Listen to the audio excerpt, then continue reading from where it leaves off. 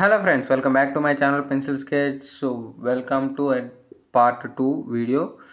Already part 1 వచ్చేసి మన ఛానల్లో ఉంది. ఎవరైనా మిస్ అయ్యి ఉంటే అది చూడండి, డిస్క్రిప్షన్లో లింక్ అయితే ఇస్తాను. అండ్ అలాగే ఇది వచ్చేసి పార్ట్ 2. ఈ పార్ట్ 2లో మనం ఎక్స్ట్రాగా ఏమేమి ఉన్నాయి, క్లాత్స్ కింద లోటస్, ఫ్లవరు అంతవరకు షేడ్ చేస్తున్నాం ఈ పార్ట్లో. అండ్ లాస్ట్కి వచ్చేసి ఫేస్ షేడింగ్ అయితే అయిపోయింది మనకి, ఓవరాల్ బాడీ కూడా. మనం ఏంటంటే స్కిన్ అని చెప్దాం మనకు అర్థమయ్యేలాగా, ఎందుకంటే మనకి ఇంక బ్యాలెన్స్ ఉండేది స్కిన్ ఒకటే బ్యాలెన్స్ ఉంటుంది, అది మొత్తం చేసేసిన తర్వాత. సో అందుకని చెప్పేసి అలా చెప్తున్నాను.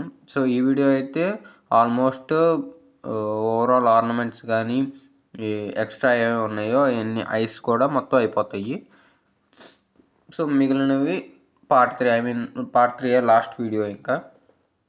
సో దీంట్లో వచ్చేసి నేను మ్యాచ్ చేయడానికి ట్రై చేశాను, కాకపోతే నేను అనుకున్నట్టు రాలేదు. ఇది వచ్చేసి డార్క్ బ్లూ షేడ్లో ఉంది. రిఫరెన్స్ ఇమేజ్లో ఉన్నది ఆల్మోస్ట్ అలాగే ఉంది, కాకపోతే ఎగ్జాక్ట్గా నేను వేసింది ఎగ్జాక్ట్లో రిఫరెన్స్లో ఉన్నదల్లా లేదు. సో మ్యాక్సిమం ట్రై చేశాను నేను, కానీ రాలేదు అది. ఇంకా మనం ప్రాక్టీస్ చేస్తూ ఉంటే వస్తుందో అది కూడా. మిక్సింగ్, మన మెయిన్ కలర్ మిక్సింగ్ అనేది చూసుకోవాలి. మనకి అక్కడే మిస్టేక్ అనేది జరిగిద్ది. అండ్ అలాగే బ్లెండింగ్ దగ్గర కూడా చూసుకోవాలి మనం. నార్మల్ పెన్సిల్తో అయితే అన్న మిస్టేక్ జరిగితే ఎరేజ్తో ఎరేజ్ చేయొచ్చు, కాకపోతే పెయింటింగ్లో అలా ఉండదు. పెయింటింగ్ మళ్ళీ బ్లెండింగ్ సరిగ్గా ఒక రబ్ చేయాలన్నా కూడా కుదరదు, మళ్ళీ కొత్తగా బ్లెండింగ్ చేయాల్సి వచ్చింది. సో చేసేటప్పుడే కొంచెం జాగ్రత్త, అంటే మనకి ఎక్కువ పని అవ్వకుండా ఉంటుందని.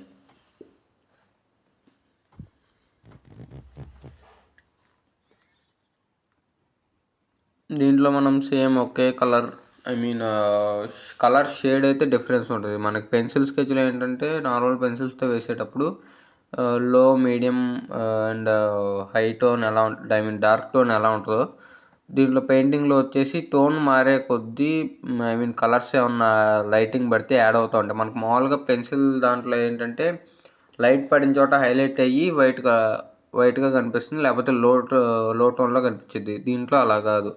ఈ మనకు వచ్చే లైట్ సోర్స్ని బట్టి కూడా ఉంటుంది. లైట్ సోర్స్ అనేది ప్యూర్ వైట్ అయితే ఓకే, పడే లైటింగ్ అనేది కొంచెం డిఫరెంట్ వేరే కలర్స్తో ఉందంటే ఆ కలర్ కూడా మనకి ఆ షేడ్ అనేది కనిపిస్తూ ఉంటుంది మామూలు పెయింటింగ్స్ చేసేటప్పుడు. అది కూడా మనం చూసుకుంటూ ఉండాలి. సో అదొకటి మెయిన్ డిఫరెన్స్. అది వచ్చేసి మనకి చూసుకుంటే పెన్సిల్ స్కెచ్కి కానీ పెయింటింగ్ కానీ డిఫరెన్స్.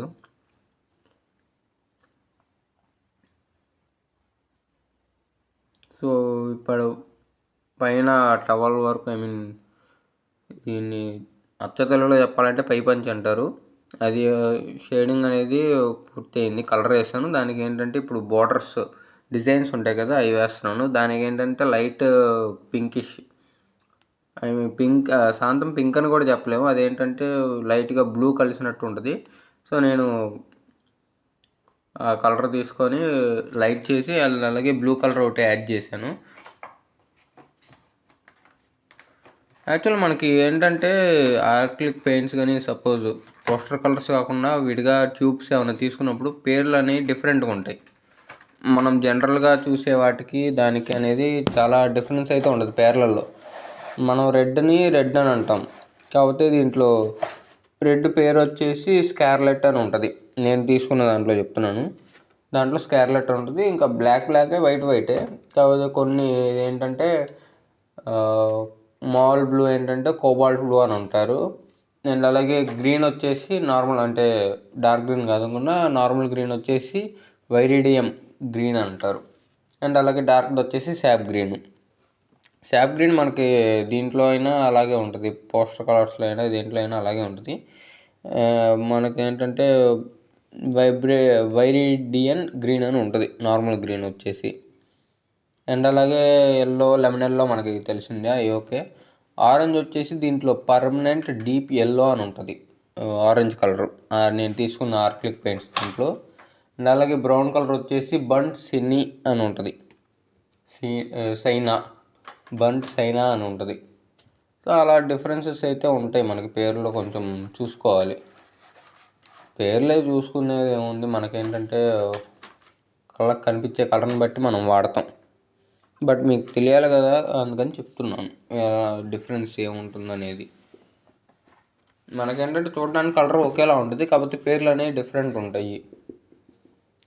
మనం జనరల్ వాడుక భాషలో మనం చెప్పేవి వేరు, కాకపోతే ఇక్కడ పెయింటింగ్స్ కానీ ఇలాంటివి కొన్ని ప్రొఫెషనల్ టూల్స్ దగ్గర తీసుకునేటప్పుడు పేర్లు అనేవి అలాగే ఉంటాయి. దానికి తగ్గట్టు వాటి ఒరిజినల్ నేమ్స్ అయితే ఉంటాయి అక్కడ.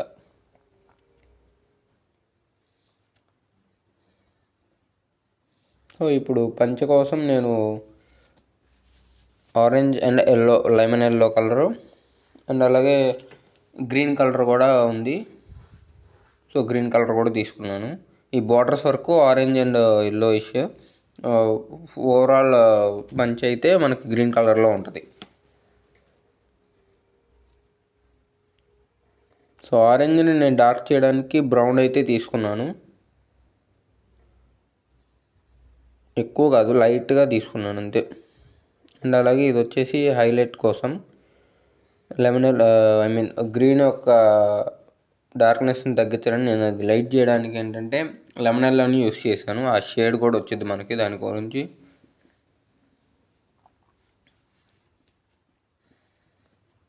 అండ్ మెయిన్ వచ్చేసి మనం ఏంటంటే ఈ యాక్రిలిక్ పెయింట్స్ వేసేటప్పుడు ఎంత వీలైతే అంత తొందరగా బ్లెండింగ్ చేసేయాలి. కలర్ మిక్సింగ్ ఏదన్నా ఉందంటే ఈ పెయింటింగ్ వేసేటప్పుడు మనకి ఇప్పుడు బ్రష్ పెట్టి ఏ పార్ట్లో అయితే మనం షేడ్ చేస్తామో అక్కడ అనేది తొందరగా ఇంకా ఆరిపోయిందంటే అది కలవదు, బ్లెండ్ అవ్వదు. సో మనం ఏంటంటే బ్లెండింగ్ అనేది తొందరగా చేయాలి మనకి అనుకున్నట్టు రావాలనుకుంటే. అది ఇప్పుడు అలా వదిలేసాం, ఇప్పుడు ఒకవేళ అది ఆరిపోయిందంటే ఇంకా అదంతే అలాగే ఉండిపోయిద్ది. మళ్ళీ మనం వాటర్ మిక్స్ చేసినా కూడా అది అనేది బ్లెండ్ అవ్వదు నార్మల్ కలర్తో. కాబట్టి మనం బ్లెండింగ్ చేసేటప్పుడు కొంచెం ఫాస్ట్గా చేయాలి.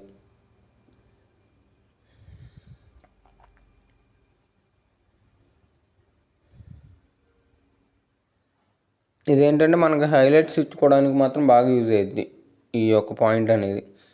ఎందుకంటే ఆ డార్క్ టోన్ అలానే ఉంటుంది, దాని మీద హైలైట్స్ ఇచ్చామంటే నార్మల్ పెయింట్స్ అనుకోండి అక్కడ నార్మల్ లైట్ టోన్ ఏదైనా పెడితే, సపోజ్ ఇప్పుడు గ్రీన్ కలర్లో ఉంది, గ్రీన్ కలర్కి మనం లెమన్ ఎల్లో పెట్టామనుకోండి హైలైట్గా, ఈ యాక్రిలిక్ పెయింట్స్ అనుకోండి ఆరిపోయింది కాబట్టి ఆ లెమన్ ఎల్లో అలాగే హైలైట్ లాగా పడిద్ది. కాకపోతే నార్మల్ కలర్స్ ఏంటంటే మిక్స్ అయిపోతాయి, అది ఇంకా వాటర్ కంటెంట్ అనేది అలాగే ఉంటుంది కదా, సో మిక్స్ అయిపోయింది దానివల్ల మనకి. సో కింద పువ్వు అయితే దీంట్లో ఉన్న కలరే ట్రై చేశాను, కాకపోతే కొంచెం డార్క్ షేడ్ అయితే వచ్చింది నాకు. మరి దాన్ని ఎప్పటికప్పుడు ఒక్కో రేకుకి అనేది చేంజ్ చేస్తూ ఉన్నాను, ఒక్కో లీఫ్కి. నేను ట్రై చేశాను మ్యాక్సిమము షేడ్ అనేది తీసుకురావడానికి. ఒక్కో చోట వచ్చింది, ఒక్కో చోట రాలేదు అది సరిగ్గా.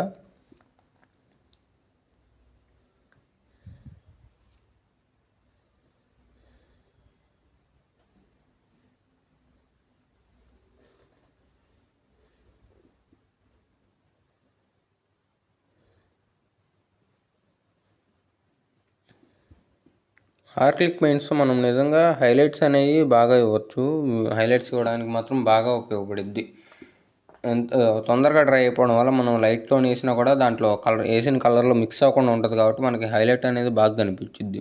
సో ఇదొకటి మంచి విషయం యాక్రిలిక్ పెయింట్స్లో. అండ్ అలాగే ఆయిల్ పెయింట్స్ వచ్చేసి వీటికి ఆపోజిట్లో ఉంటాయి, తొందరగా డ్రై అవ్వవు. డ్రై అవ్వాలంటే కొంచెం టైం పట్టిద్ది అవి.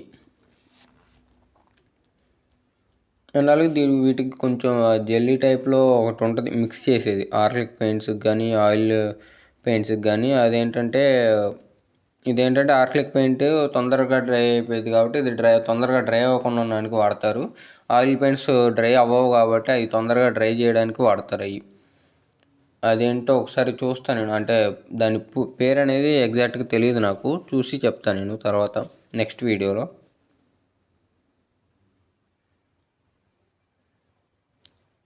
సో ఈ వీడియోకి అయితే ఇంతే ఫ్రెండ్స్. నెక్స్ట్ వీడియో అండ్ అలాగే అది లాస్ట్ వీడియో అయితే పెయింటింగ్లో ఈ ఇమేజ్ వరకు. ఆ వీడియో మిస్ అవ్వకుండా ఉన్నానంటే నా ఛానల్ వెంటనే సబ్స్క్రైబ్ చేసుకోండి. అండ్ అలాగే పక్కనే ఉన్న బెల్ ఐకాన్ క్లిక్ చేసి ఆల్లో పెట్టుకోండి. అండ్ అలాగే ఈ వీడియో కనుక నచ్చినట్లయితే లైక్ చేయండి, షేర్ చేయండి అండ్ అలాగే కామెంట్ చేయండి.